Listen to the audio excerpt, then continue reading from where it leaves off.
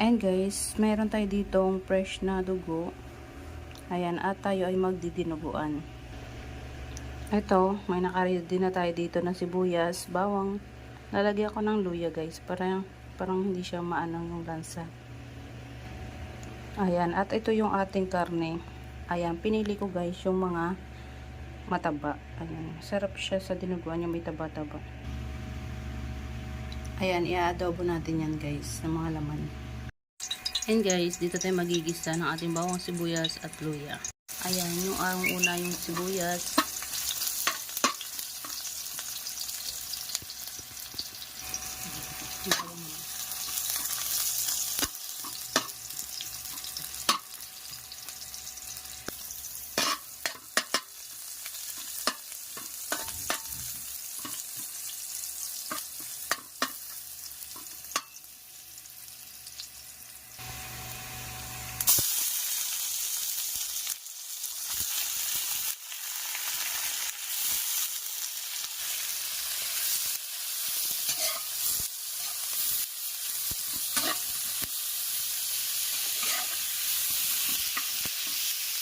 Lutuin muna natin yung baboy guys.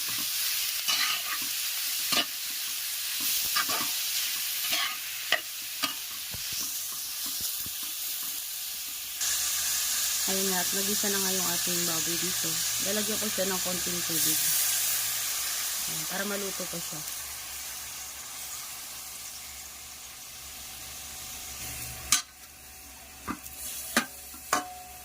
Ayan, lulutuin muna natin yan guys.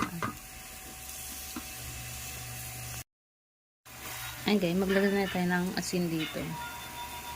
Para lumasa na siya habang naluluto.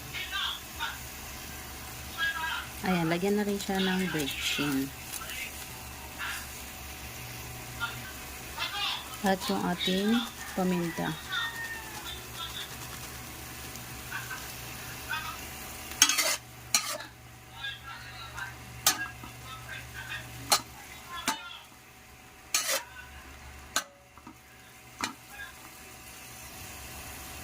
Ayan, lagyan na rin natin ng suka.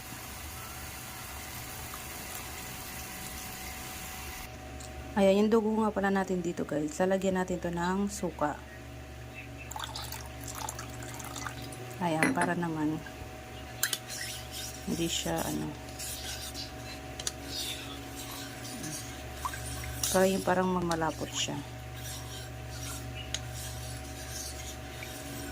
Bago natin yan ilagay ito.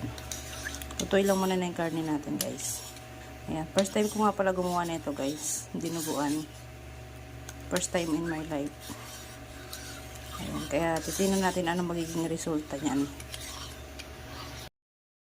And guys, okay na yan. Lalagyan na natin itong ating dugo. Ayan.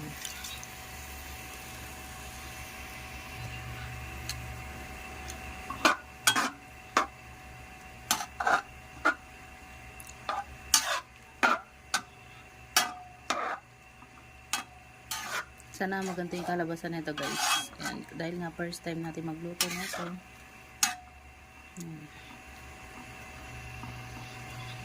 Anday lang natin maluto yan guys. Kukuluin. Ayan na siya guys. Dinuguan na siya. Ayan. Ayan, lalagyan na natin itong ating sili.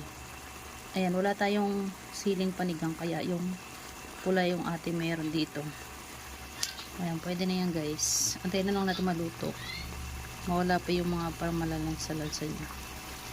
Ayan, luto na yan guys. Kain na tayo. Ayan, more rice. Uy! Sayang wala yung siling panigang. Ayan guys, let's eat. Ayan guys, tigas pa? Wow! Dapat kung tignan mo gawin. Nasaan bitchin.